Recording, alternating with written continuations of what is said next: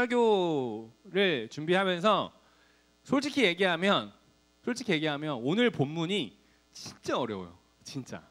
그래서 이제 목사님들하고 화요일 날마다 이제 설교 모임을 하거든요. 이제 본문을 같이 하니까 설교 모임을 하는데 정말 모두가 머리를 싸매면서 도대체 이게 무슨 의미냐, 도대체 이 말씀에 오늘 이게 무슨 의미냐. 뭐 예를 들면 뭐 13절에 보면은 이렇게 나오거든요. 뭐 각 사람의 업적이 어떠신가를 검증하여 줄 거다. 뭐 어떤 사람의 작품이 그대로 남으면 그는 상으로 받고 작품이 타버리면 손해로 본다. 뭐 이런 얘기가 나오는데 그럼 뭐지? 뭐 믿음의 각자의 믿음이 좋고 나쁨이 있다는 건가?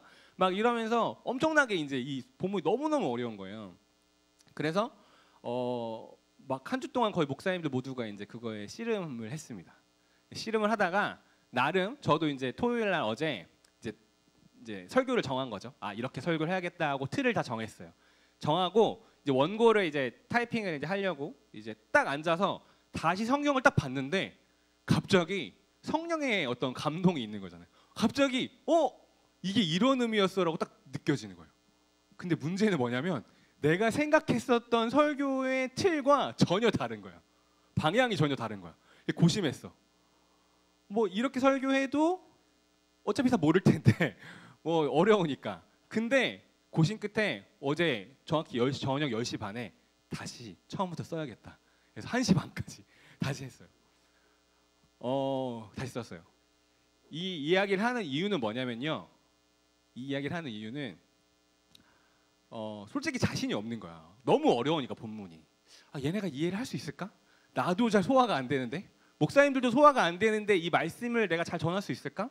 되게 딱딱한데 다 오늘 거의 수면제 맞는 거 아니야? 막 이런 걱정과 걱정을 하고 올라오는데, 근데 이 이야기를 하는 이유는요. 이게 오늘의 말씀이야. 이게 오늘 내용이야.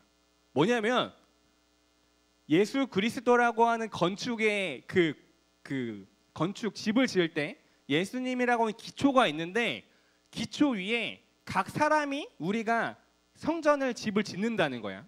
각자가 집을 짓는데 그 집을 지을 때에 그 우리가 갖고 오는 뭐 금이든 은이든 뭐 여러분의 삶으로 지을 거 아니에요? 짓는데 이 짓는 것은 예수 그리스도의 그 기초, 그 복음의 의미의 방향 안에서의 설계대로 지어야 한다는 얘기거든요. 근데 만약에 여러분이 우리가 이 성전을 짓는데 예수님의 그 복음의 기초의 그 설계도와 다른 방향으로 집을 지으면 그거는 무너뜨리고 다시 짓는 수고를 해야 된다. 이게 오늘의 내용이에요. 내가 어제 한 게 이거야. 내가 열심히 집을 일주일 동안 지었는데 막상 짓고 이제 입주를 하려고 타이핑을 딱 보니까 그제서야 보이는 거죠. 이게 아닌데? 어떡하지? 고민하다가 다시 지어야겠다. 어젯밤 10시 반에 다시 지었어요. 이게 오늘 내용이에요. 이해돼요? 여러분? 좀 쉽게 얘기했죠? 오늘의 고린도전서의 3장 10절에서 17절의 내용은 이 내용이에요. 금, 은 뭘 갖다가 지었는데 여러분의 공적대로 뭐 판단받고 불로 살랐을 때 남는 거 판단받고, 이 내용이 뭐냐면 쉽게 말하면 우리는 예수 그리스도의 그 복음의 기초 위에 우리가 교회를 짓는 거예요. 여러분 각자가. 그런데 그 여러분 우리가 짓는 그 교회의 방향은 예수님의 복음의 그 의미, 그 뜻 위에 세워져야 하는데 그것과 다른 방향으로 만약에 교회를 짓는다라고 하면 그거는 무너져 버리는 교회라는 거예요. 이게 핵심이에요. 이해됐어요? 이해됐죠? 네. 오늘 자부할 수 있어. 저 네 분보다 내가 잘 설명 쉽게 할 수 있다고. 네. 이 내용이에요. 근데 그러면 예수 그리스도의 그 기초, 복음의 그 설계도가 뭐냐? 복음의 설계도의 내용이 뭐냐를 아는 게 오늘의 포인트의 이야기예요. 오늘의 포인트의 내용이에요. 자, 잘 들으세요. 우리가 어떤 방향의 교회를 지어야 하는지, 어떤 방향으로 잘못 지으면 무너뜨리고 다시 지어야 하는지를 오늘 같이 나눠보려고 하거든요. 제가 정확히 10년 전에 호주의 그 한인교회, 시드니 한인교회 있을 때 원주민 선교를 간 적이 있어요. 호주 원주민 선교를. 그래서 그 시드니가 호주로 지역에 보면은 그 우측 아래편에 있거든요. 근데 비행기를 타고 정확히 대각선 방향으로 북서부 지역으로 이제 가면 거기에 있는 그 선교사님이 계셨어요. 한국인 선교사님이. 거기로 이제 청년들하고 단기 선교를 갔는데 이제 비행기로 시드니에서 거기까지 한 13시간 정도 타고 가요. 우리나라에서 시드니까지 가는데 직항으로 한 15시간 정도 걸리거든요. 근데 거기에서 국내선은 13시간 정도 갔어요. 가서 내려서 차로 한 5시간 정도를 더 들어가야 되는 데였어요. 거기에는 핸드폰이 일단 터지지 않습니다. 핸드폰도 터지지 않고 뭐 우리가 접할 수 있는 그런 어떤 그 이제 이런 IT 뭐 이런 것들이 다 안 되는 이제 그런 마을이었어요.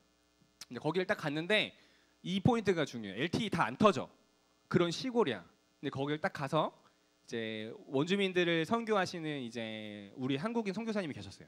근데 여러분 호주의 원주민들은 우리가 생각하는 이렇게 이런 아프리카처럼 뭐 이런 지프로 된 옷 입고 뭐 우가우가하고 이런 원주민들 아니에요. 우리랑 똑같이 이런 이제 평상복을 입고 이제 그 마을에서 이제 사는 이제 그런 분들인데 거기에 교회가 하나 있었습니다.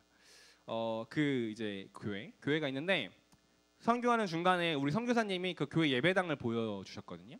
보여주시면서 이렇게 자리를 설명해 주시는 거예요. 근데 그날에 그 선교사님이 하셨던 그 설명이 잊혀지지가 않아요. 뭐라고 얘기하셨냐면 이렇게 예배에 가면 장의자가 쫙쫙쫙 이렇게 있잖아요. 왼쪽 분단이 있고 오른쪽 분단이 있는데 이렇게 얘기하는 거예요. 전사님 왼쪽 분단에 있는 사람과 오른쪽 분단에 앉은 사람들은요 고정이에요. 자리가 절대 자리를 바꿔 앉지 않습니다. 이렇게 얘기해요. 우리처럼 여기 정확히 고정이잖아. 예, 고정이야. 다 항상 이대로 앉잖아, 그렇지? 고정해. 절대 자리를 섞어 앉지 않아요. 그래서 뭐 그것까지는 아 그렇구나, 뭐 지정석 같은 느낌인가 이랬는데, 근데 이 양쪽의 분단의 사람들은 절대 서로 말을 섞지 않아요. 얘기하는 거예요. 그래서 왜요? 라고 물어보니까 왼쪽에 앉는 분단의 사람들은 그 마을 안에 사는 사람들이고 오른쪽 분단에 사는 사람들은 마을 밖에 사는 사람들이었어요. 그러니까 마을 밖에 조금 상대적으로 빈민들, 좀 어렵게 사는 분들이었고 마을 안에 사는 사람들은 자기 집도 있고 나름 뭐 자기 일도 좀 하는 사람들이었어요. 마을 밖에 있는 사람들은 빈민가에서 정부에서 주는 돈을 가지고 그냥 살아가는, 거의 대부분이 알코올 중독, 뭐 마약 중독, 뭐 도박 중독 이러신 사람들이었던 거예요. 근데 그게 한 교회에 있었어요. 근데 이 두 사람의 부류는 그래서 서로 말을 하지 않는다는 거예요. 여기 있는 사람들은 이 사람들을 대화 이제 사람으로 취급하지 않는다는 거죠. 그리고 피부색이 좀 다르다는 거예요. 상대적으로 마을 안에 사는 사람들은 조금 더 하얗고 마을 밖에 사는 빈민가에 사는 사람들은 이제 조금 더 까맣고 이렇다는 거예요. 그걸로 구분한다는 거죠. 근데 제가 그걸 듣고 되게 충격적이었던 건 뭐냐면 제가 볼 땐 왼쪽 사람과 오른쪽 사람이 분간이 잘 안 가는 거예요. 여태까지 내가 일주일 동안 여기 계신 교회 교인들을 만났는데 이 중에 누가 왼쪽에 있는 사람이었고 누가 오른쪽에 앉는 사람인지 나는 분간이 안 되는 거예요. 내가 볼 땐 다 똑같이 생겼어요. 다 똑같이 원주민처럼 생긴 거예요. 또 똑같이 까맣고 그런 거잖아요. 근데 그걸 보면서 어떤 생각이 들었냐면 하나님이 우리를 볼 때 이런 마음이시겠다라는 거예요. 여기 안에 원주민들 안에 마을 안에 사는 사람들도요. 솔직히 말하면 여기 안에 있는 누구보다도 소득 수준이 떨어지거든요. 여기랑 왼쪽에 앉는 사람과 오른쪽 안에 있는 사람들의 차이가 그렇게 크지 않았어요. 뭐 여기도 한 50만 원 벌면 여기는 10만 원 버는 뭐 그 정도의 차이거든요. 근데 서로가 그 차이를 나누고 너는 나보다 못한 존재, 나는 너보다 우월한 존재, 너는 나랑 상대할 수 없는 존재, 이렇게 딱 선을 그어서 서로가 대했다는 거죠. 이제 그걸 보면서 하나님이 우리를 보시면 딱 저런 느낌이시겠다. 우리는 서로가 다르다고 이야기하고 나는 저 사람이랑은 달라, 수준 차이 나지, 나는 얘랑은 뭐 안 맞아, 선을 긋는데 하나님이 보시기에는 우리가 다 거기서 거기 다 똑같은 마음이시겠다, 똑같은 시선이겠다라는 생각이 들었습니다. 여러분 그 수련회 때 우리가 나의 주 나의 하나님이라는 주제로 신앙 고백을 했어요. 그리고 그 신앙 고백은 내가 누구인지 알게 한다고 목사님 이야기했죠. 그 고백을 통해 내가 누구인지 알게 되는 거예요. 우리의 믿음은요, 내가 누구인지 알게 해요. 내가 죄인이라는 거, 내가 그 은혜 아래에서 있다는 거.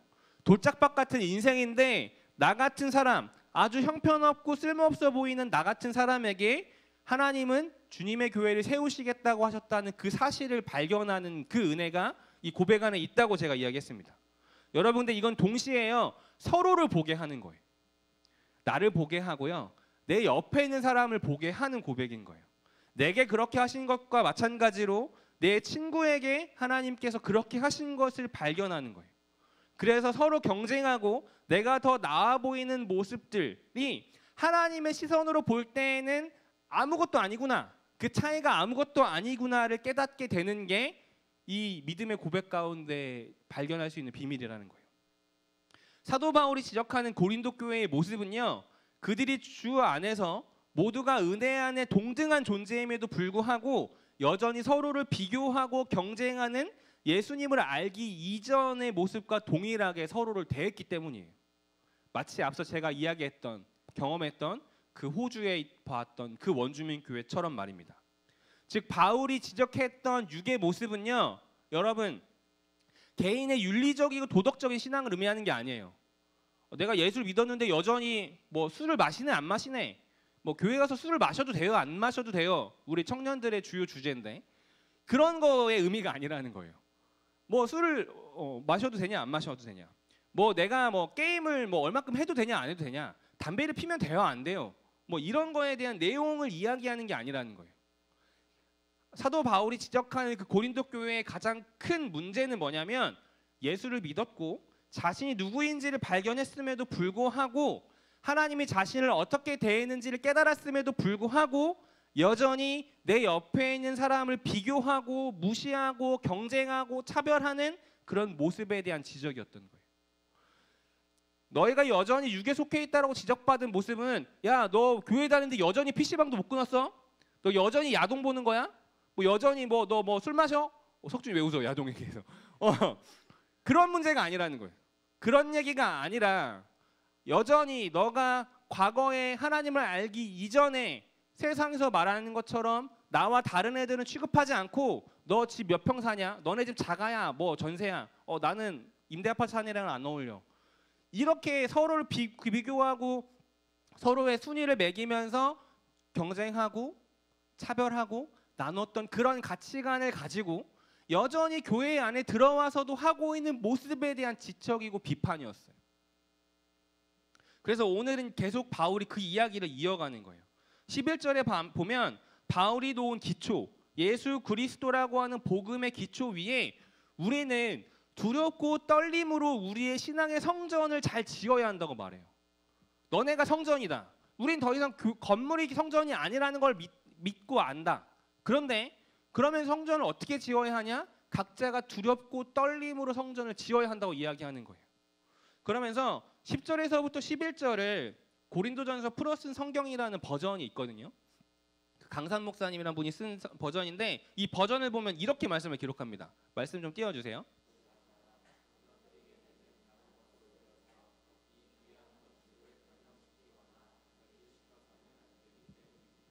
아멘. 자, 12절도 읽겠습니다. 이제 만약 누군가가 이미 교회와 신앙의 기초 대신 메시아 예수님 위에 추가로 각자의 교훈이나 가르침으로 교회를 세워 올릴 때 그것이 예수님이라는 기초와 핵심에 동일한 연결성이 있는 것인지를 잘 점검해 봐야 한다는 말입니다. 아멘. 말한 것처럼 오늘 말씀 진짜 어렵거든요. 진짜 어려워요. 그런데 이 말씀을 딱 요약하면 이거예요. 아까 이야기한 것처럼 예수 그리스도의 기초, 우리를 모두를 은혜 아래서 동등하신 그 복음의 기초가 우리 공동체의 그 기초인데 그 안에 그 위에 우리 모두는 동등한 존재라는 거예요. 하나님의 시선으로 보면 우리가 똑같은 존재라는 사실이라는 거예요. 네가 성적을 잘 맞든 대학을 어디 가든 고등학교를 어디 가든 너희 집이 뭐 부모님의 직업이 뭐든 상관없이 우리는 다 똑같은 존재라는 거예요. 그리고 이 사실, 이 중요한 이 사실 위에 교회도 지어져 가야 한다는 거예요. 그러니까 그 기초 위에 우리가 여러 가지 재료들을 가지고 교회를 짓잖아요. 근데 그럴 때 신중하게 선택하고 지어야 한다는 말인 거예요. 예를 들면 어려운데 이런 얘기인 거예요.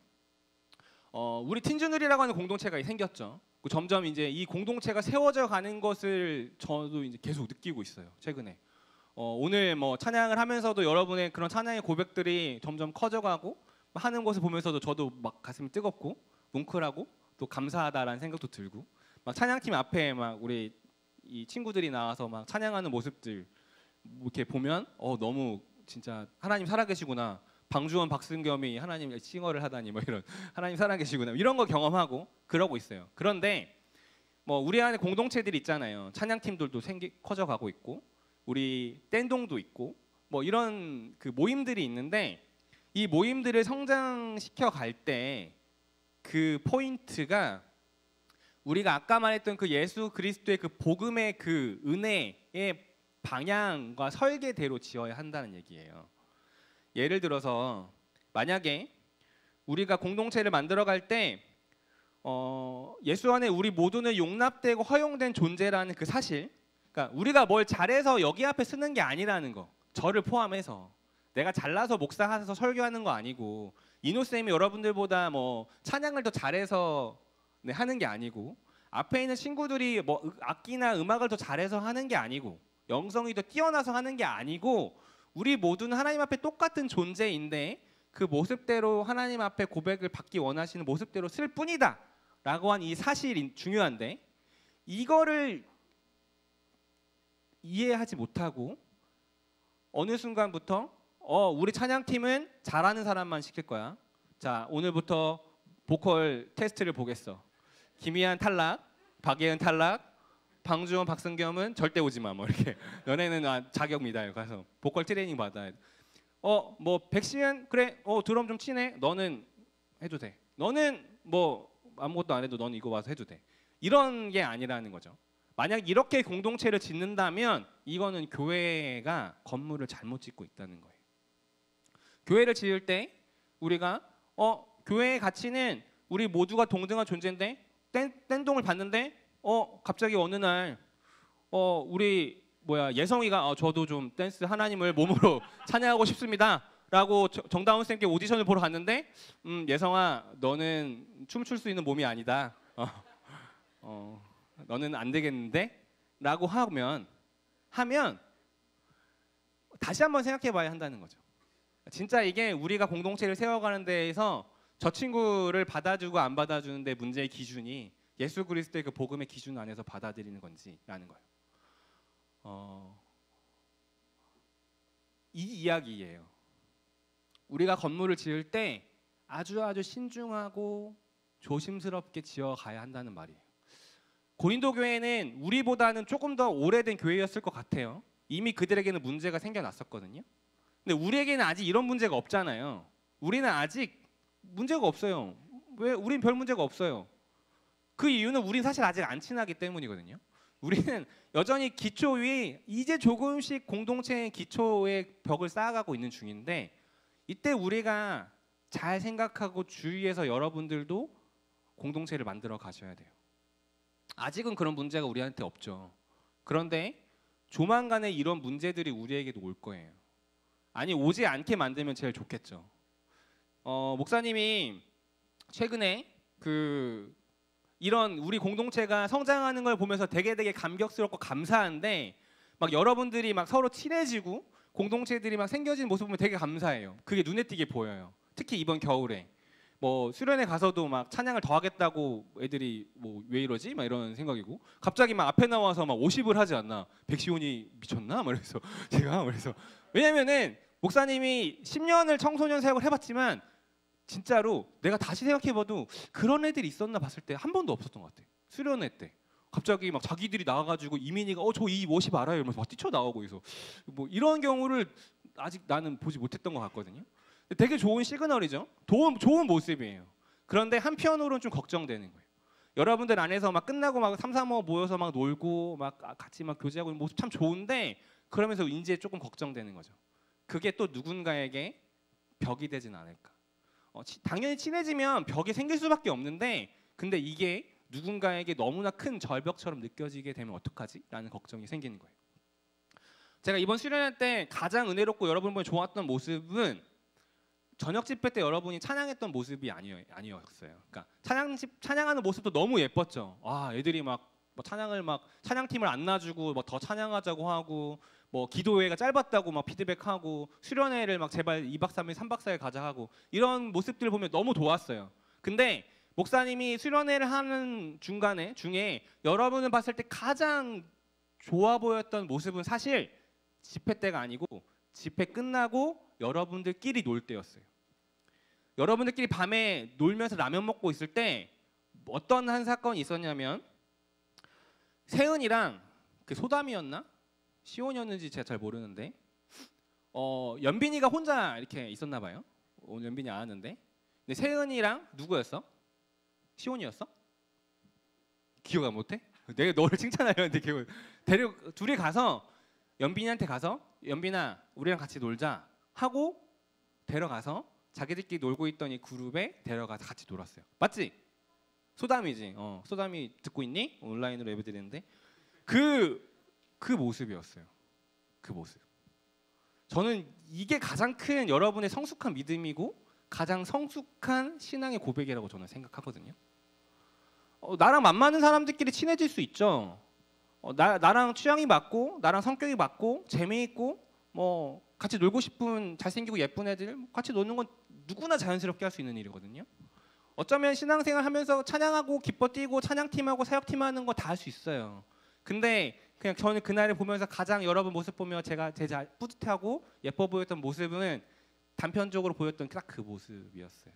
세연이랑 소담이가 했던 그 모습이요. 여러분 교회를 세워가는 거는 이렇게 세워가야 하는 거예요. 더디더라도 신중하고 조심스럽게 하나님은 그렇게 세워야 한다고 이야기하는 거예요. 그냥 교회는 건물이 아니라고 말하지만 그렇다고 해서 사람으로 막 지어도 된다는 얘기는 아니에요.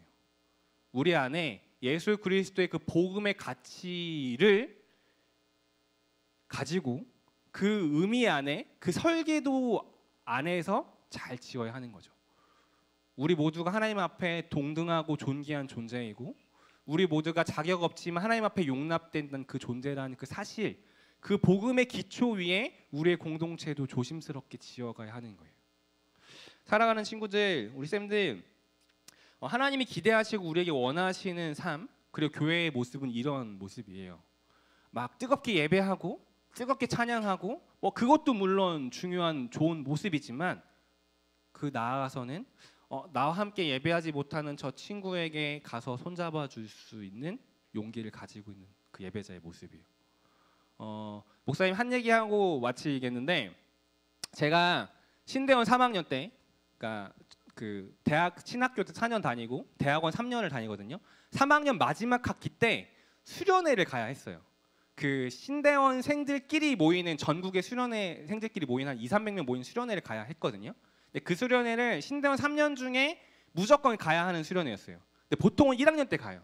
근데 제가 1학년 때 그 시드니를 가는 바람에 못 갔어요. 그리고 2학년 때 어떻게 하다가 다리를 다쳐서 못 갔어요.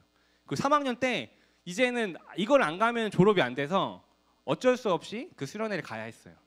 근데 아까 말했잖아요. 대부분이 1학년 때 이 수련회를 간다고요. 저만 3학년인 거예요. 아는 사람이 아무도 없는 거죠. 300명 중에 딱 한 명 있었어요. 저의 그 대학교 동기 친구가 한 명 있었는데 걔가 1학년으로 뒤늦게 들어왔었거든요. 걔 한 명 있었어요. 말고는 아무도 없는 거예요. 저 인생에서 수련회를 그런 이제 그런 역할로 가본 게 처음이었어요. 저는 늘 교회에서 인싸였고 대학교 때도 인싸였어요. 저는 수련회에서 늘 찬양팀을 하거나 진행팀을 하거나 인싸였지 아무도 없는데 이렇게 간 건 처음이었거든요. 그렇게 갔는데 대박의 사건이 하나 있었어요. 뭐냐면 숙소를 이렇게 배정을 받잖아요. 근데 우리 이제 숙소에 한 10명 정도 배정을 받은 거예요. 근데 이제 가나다 순으로 이름을 쫙 해서 이제 거기에 10명이 딱 배정 받는데 저 빼고 똑같이 우리 학교 신대원 분들이신데 다 1학년인 거예요. 저 빼고 다 이제 같은 이제 분들인데 서로가 다 알아요. 다 알아. 나 빼고. 뭐 거기까지도 오케이. 뭐 나도 괜찮아. 근데 행정적으로 어떤 실수가 있었냐면 우리 방이 301호였는데 401호에도 우리 명단이 똑같이 들어가 있는 거예요. 그러니까 우리 방에 이렇게가 우리가 같은 방인데 이 방이 301호도 배정을 받았고 401호도 배정을 받은 거예요. 행정상 착오로. 그래서 401호에 가셨던 분들이 와서 왜 여기 있어? 우리 저쪽 방 있네. 뭐 이렇게 행정착오가 있구나를 알게 된 거예요. 그 다음에 어떤 일이 벌어졌냐면 절 빼고 모두가 401호로 갔어.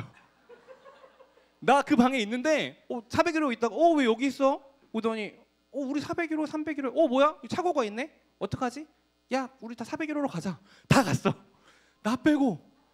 근데 그 중에 아무도 나한테 같이 가자는 얘기를 안 하는 거야. 그래서 좀 서운하고 좀 기분이 좀 그렇지만 좀 성숙하잖아. 나 전도사인데 나 신당 사모님 이제 곧 졸업한 목사가 됐는데 나는 신앙이 성숙하다 생각하면서 스스로 괜찮아. 나 혼자서도 이 수련회 잘 지낼 수 있어. 이러면서 좋지 뭐 이 넓은 방 나 혼자 자니까 라는 마음으로 있었어요. 그런데 첫날은 그 같이 말했던 그 동기 친구가 하룻밤을 같이 자줬거든요. 근데 둘째 날 밤은 걔가 와서 얘기하는 거야. 야, 정훈아 진짜 미안한데 자기도 살아야 될 거 아니에요. 친해져야 되잖아. 이 기회로. 나 우리 동기들이 있는 방에 가서 자야 될 것 같아. 그래서 괜찮아 하고 나 혼자 그 너네 10인실 써봤지 이번에 수련회 때 그 방에 혼자 자는 거야. 이렇게 입을 놓고. 근데 나 혼자 계속 멘탈 관리하는 거죠. 나 너무 좋다.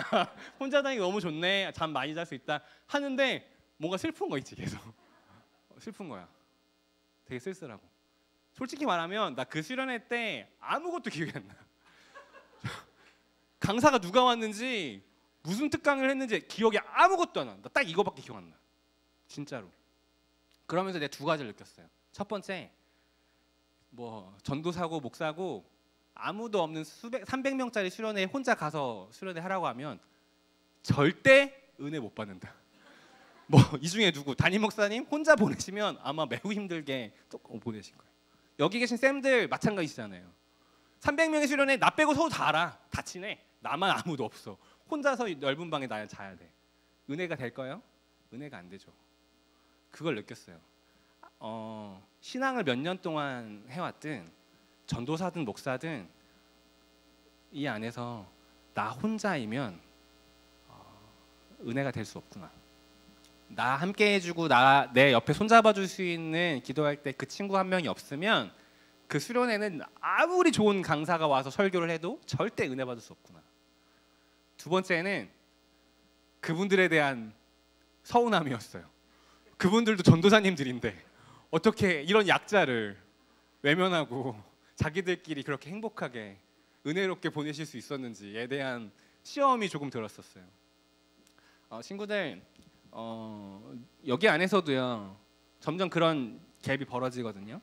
누군가에게는 수련회가 너무너무 기대되고 편한 시간이 되는 친구들이 있고 점점점 누구에게는 그 한 걸음을 떼는 게 어려운 친구들이 점점 생길 거예요. 주일날 오는 것도 마찬가지죠. 주일날 오면 내 옆에 누가 앉지? 주일날 내 옆에 또 우리 반 쌤이 앉는 거 아니야? 쌤이랑 앉기 싫은데. 목사님 제발 좀 인사 좀 그만 시키지. 자꾸 오면 인사하라고 하는데 내 옆에 있는 애랑 잘 모르는데. 그런 고민들이 생겨요. 근데 여러분 어려운 일인 거 알거든요. 나랑 친한 친구랑 나랑 마음 많은 친구랑 얘기하는 게 편하지 어색한 친구랑 뭔가 나랑 코드 안 맞는 애랑 얘기하는 게 어려운 건 저도 매우 인정해요. 근데 하나님이 원하는 교회의 모습은 그래도 내 옆에 있는 친구에게 그렇게 하나님이 나에게 하신 것처럼 손 내밀어주고 동등한 시선으로 바라봐주고 말 걸어주고 다가가주는 거라는 거예요. 조금 더뎌도 교회를 우리가 빨리 멋있게 확 짓지 않아도 무겁고 신중함으로 천천히 그래도 그렇게 지어 가라고 말씀하시거든요. 우리 틴즈누리라고 하는 교회가 그렇게 지어져 가면 좋겠습니다. 빠르게 멋진 교회를 확 짓지 않아도 그 시간이 1년이 걸리고 10년이 걸릴지라도 우리 안에 그렇게 서로를 용납하고 바라보며 누군가와는 친해지겠지만 그렇다고 친하지 않은 친구들과는 거리를 계속해서 두는 모습이 아니라 조금이라도 다가가 주려고 서로가 노력해 주는 그런 교회의 모습으로 이 친구랑 같이 잠자고 조하는 게 재밌지만 그래도 내가 옆에 앉아 있는 저 친구랑 그 마음을 이해하며 다가가서 같이 옆에서 잠도 자고 같이 조도하고 같이 밥도 먹는 그런 공동체. 그게 하나님이 진짜 기뻐하시는 거룩한 성전으로 되는 모습입니다. 사랑하는 우리 친구들, 우리 쌤들, 우리가 그렇게 교회를 지어가기를 원합니다. 서로를 있는 그대로 바라봐주고 친구가 되어주는 것, 그것이 하나님 우리에게 원하시는 모습입니다. 우리 틴주누리 공동체, 우리 높은 뜻 우신교회가 이러한 모습으로 공동체를 하나씩 잘 세워가게 되기를 소망합니다. 아멘.